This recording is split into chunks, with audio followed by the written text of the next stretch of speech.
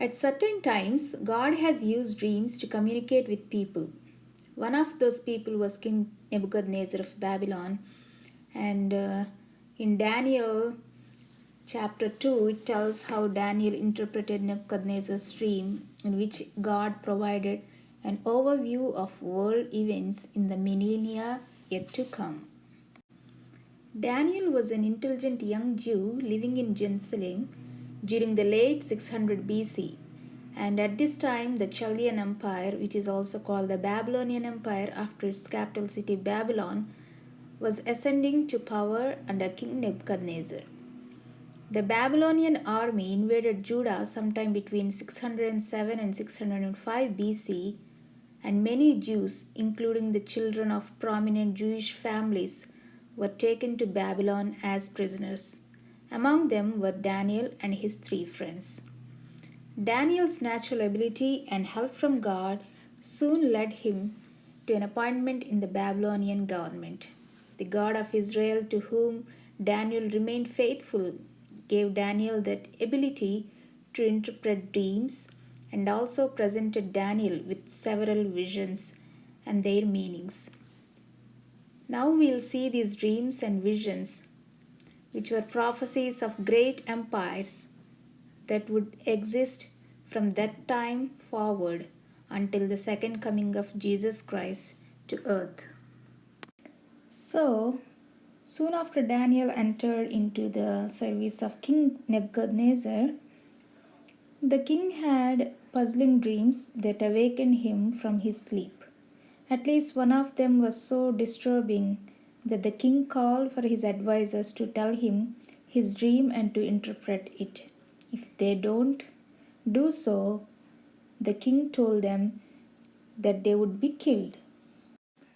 So, when Daniel learned of the king's decree to kill his advisers, Daniel requested an opportunity to tell the king his dream and its interpretation. Daniel's request was granted, and before meeting the king, Daniel and his friends prayed God for his help and their deliverance from what appeared to be certain death. God then revealed both the king's dream and its meaning in a vision to Daniel. Now let's see what is the dream and its meaning. This was we can see in Daniel 2:31 to 35. I'm reading it. Thou, O king, saw and behold a great image. This great image, whose brightness was excellent, stood before thee, and the form there was terrible. This image's head was of fine gold, his breast and his arms of silver, his belly and his thighs of brass, his legs of iron, his feet part of iron and part of clay.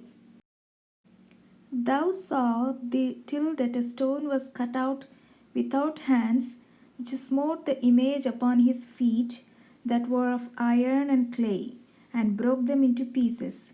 Then was the iron, the clay, the brass, the silver, and the gold broken to pieces together, and became like the chaff of the summer threshing floors.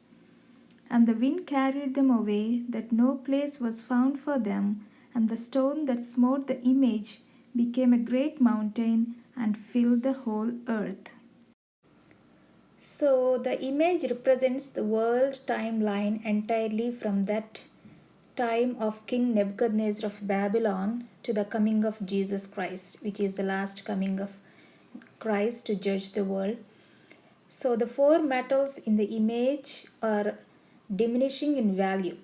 Like the gold is valuable than silver, and silver than brass, brass than iron, and iron than clay. These four metals speak of four kingdoms or empires who will rule the world in their order respectively. So know that the four kingdoms or empires are those who have or had a direct bearing of the nation of Israel.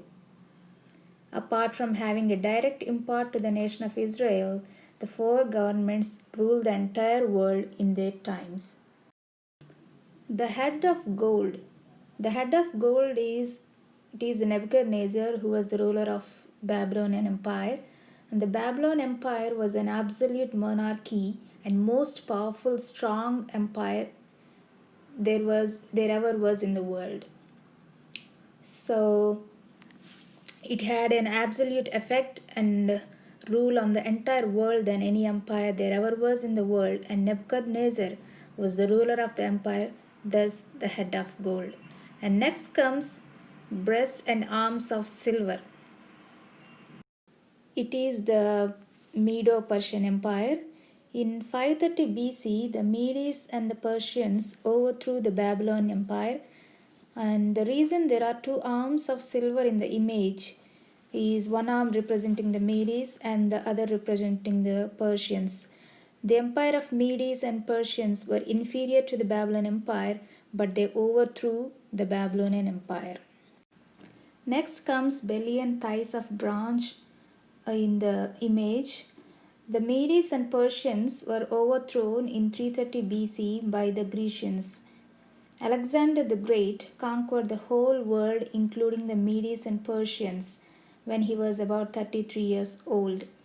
The Grecians, led by Alexander the Great, were less powerful and stronger than the Babylonian Empire and the Medes and Persians, thus being the belly of brass in the image, because brass or bronze, which is less than the value of silver and gold. Next comes legs of iron. The Grecian Empire was overthrown by the Roman Empire, being represented by the two legs of iron in the image. Two legs because the Roman Empire split into two, East and West Rome. Iron because it was a brutal empire which crushed every person and government to submission, even the Grecian Empire.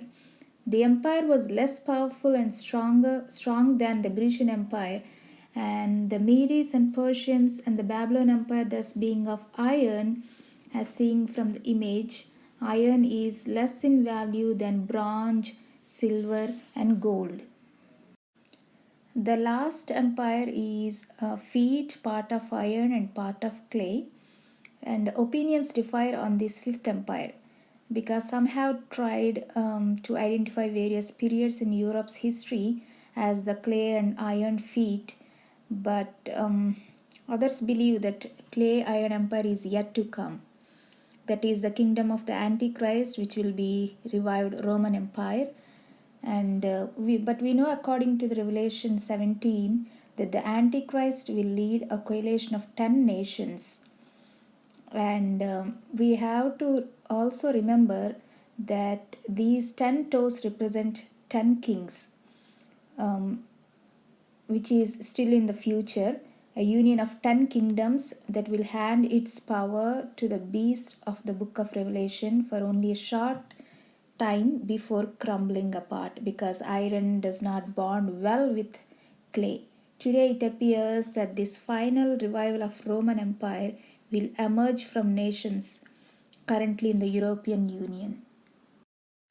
And in the end, we can see the big stone without hands crushes this feet, which is made of part iron and part clay. The big 10 are the 10 nations of the newly resurrected Roman Empire, each nation having a king. And in times of the 10 kings, a stone cut without hands will smote the image and break it into pieces and consume all kingdoms, governments, or empires. That is, God will set his kingdom in the days of these 10 kings. And in Matthew, we can see it's Matthew 21:42 to 44. Jesus said unto them, did you never read in the scriptures, the stone which the builders rejected, the same is become the head of the corner. This is the Lord's doing, and it is marvelous in our eyes.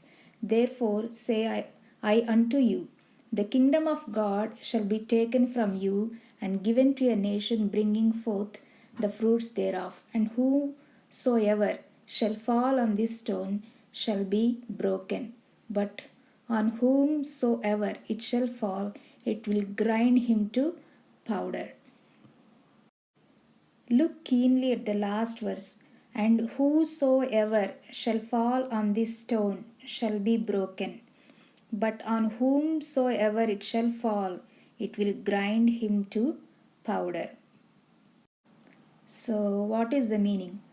Whosoever falls on or accepts Jesus, he is broken, his flesh is killed, and whosoever Jesus falls on, he grinds him to powder. Jesus speaking the same words as Daniel, it shall break in pieces. So the big question here is, were the prophecies accurate?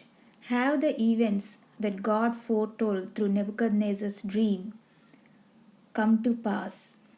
I would say, indeed, they have thus far. The prophecy given in Daniel 2 and confirmed in Daniel 7 is amazing in its accuracy. If we follow history closely, we see that these prophecies are coming to pass in every detail. How could Daniel have known, as far back as approximately 600 BC, how these four great kingdoms would develop in the future? How indeed, unless this prophecy was inspired by God. Considering an even broader expanse of human history, we note that God has promised Old Testament Israel that He would make them a mighty nation, one that He would set high above all nations of the earth, provided they obeyed Him. However, if these people did not obey Him, God said that they would be taken into captivity. Time and again, Israel and Judah ignored and disobeyed God. First, the northern kingdom of Israel was conquered by the Assyrians. Then Judah fell to Nebuchadnezzar and his army, and many of its citizens were taken to Babylon. The prophecies God then revealed to King Nebuchadnezzar and Daniel about the major kingdoms of this world have been occurring just as God predicted.